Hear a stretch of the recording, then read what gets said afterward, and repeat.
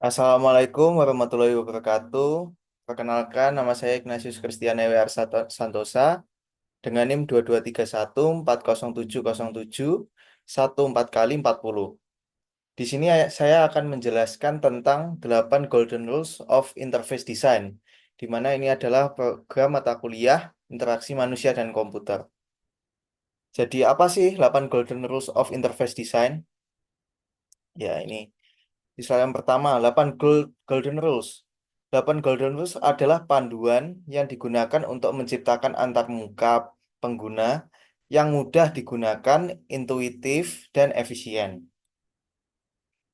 Selanjutnya, apa saja itu macam-macam dari 8 Golden Rules of Interface Design? Yang pertama yaitu ada Strive for Consistency. Yang kedua ada Enable Frequent User to Use Shortcut. Yang ketiga ada over informative feedback. Yang keempat ada design dialog to yield closure. Yang kelima ada over simple error handling. Yang keenam ada permit easy reversal of action. Yang ketujuh ada support internal locus of control. Dan yang terakhir ada reduce short term memory load. Selanjutnya, jadi di tugas pertama ini saya akan membahas untuk studi kasus aplikasi Livin Mandiri. Jadi untuk 8 golden rule yang pertama yaitu di aplikasi Livin Mandiri ada strive for consistency, di mana menggunakan icon, warna, dan menu yang konsisten dalam aplikasi. Konsistensi ini membantu user agar dapat memahami dan menggunakan interface atau antarmuka pada tampilan aplikasi. Dapat dilihat pada gambar yang pertama. Di sini terlihat menu beranda, promo, pesan, pengaturan, dan logout. Ter- Terdapat konsistensi pada icon-icon yang digunakan. Terdapat kesamaan terhadap icon-icon. Di sini juga ada transfer, bayar, top up, e-money, suka, transfer falas, QR bayar, dan seterusnya juga memiliki desain icon yang sama. Di sini juga terdapat tampilan menu pada fitur bayar, di mana setiap fitur-fiturnya memiliki icon, warna, dan menu yang konsisten dalam aplikasi. Jadi konsistensi aplikasi ini sangat penting untuk membantu user agar dapat lebih mudah memahami dan menggunakan interface. Lalu yang kedua ada enable frequent user to use shortcut, di mana menyediakan shortcut untuk fitur-fitur yang biasa digunakan oleh pengguna, seperti ikon top up, e-money, dan sebagainya. Dapat dilihat pada gambar di sini, di mana shortcut-shortcut yang disediakan ada top up, fitur e-money, suka, layanan cabang, living care, investasi, KPR, QR terima transfer, setor tarik pada aplikasi Livin Mandiri, di mana shortcut-shortcut tersebut adalah yang biasa digunakan oleh pengguna. Lalu selanjutnya ada over informative feedback, di mana memberikan umpan balik yang informatif sehingga mudah dipahami dalam setiap aksi yang dilakukan user, seperti indikator posisi halaman saat membuka aplikasi. Dapat dilihat pada gambar di sini, pada notifikasi, pada menu notifikasi terdapat garis outline yang menunjukkan bahwa pengguna sedang membuka halaman notifikasi.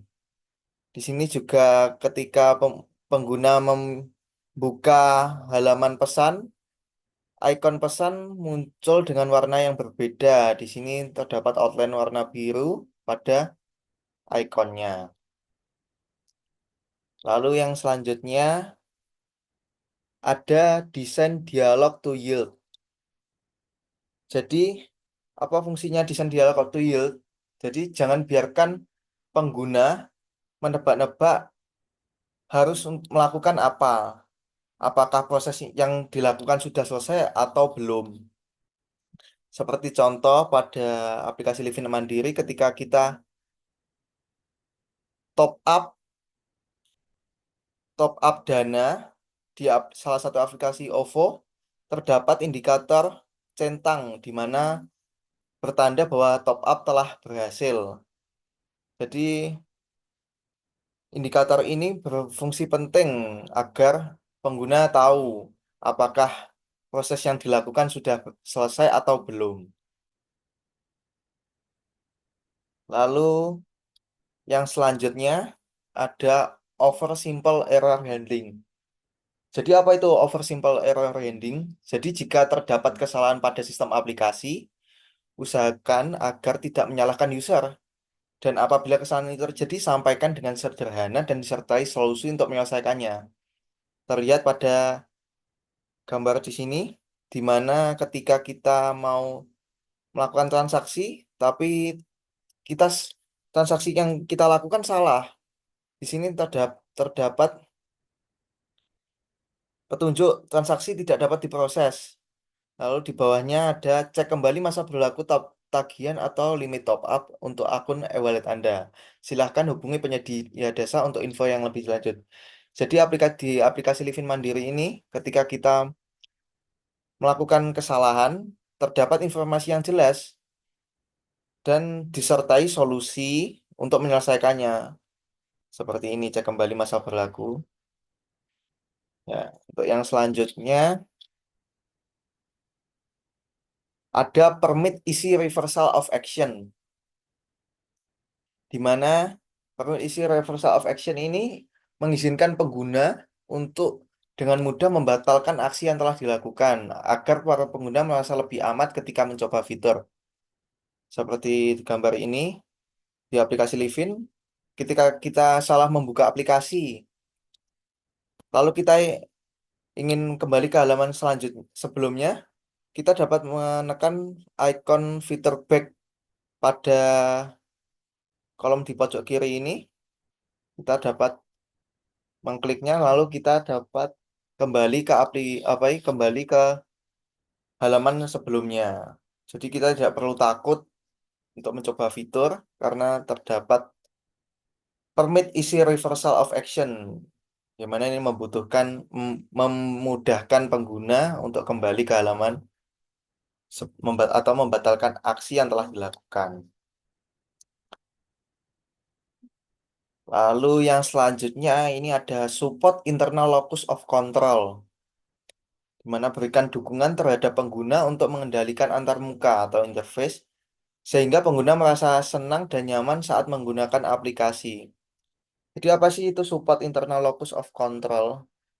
Jadi dalam membuat aplikasi sebaiknya kita memberikan dukungan atau fitur-fitur agar pengguna merasa bahwa dia bisa mengendalikan antar muka sehingga pengguna merasa lebih nyaman ketika menggunakan aplikasi. Seperti salah satu fitur di sini terdapat fitur kalian dapat memilih fitur intip saldo, QR bayar, serta tarik, instant e-money, quick pick.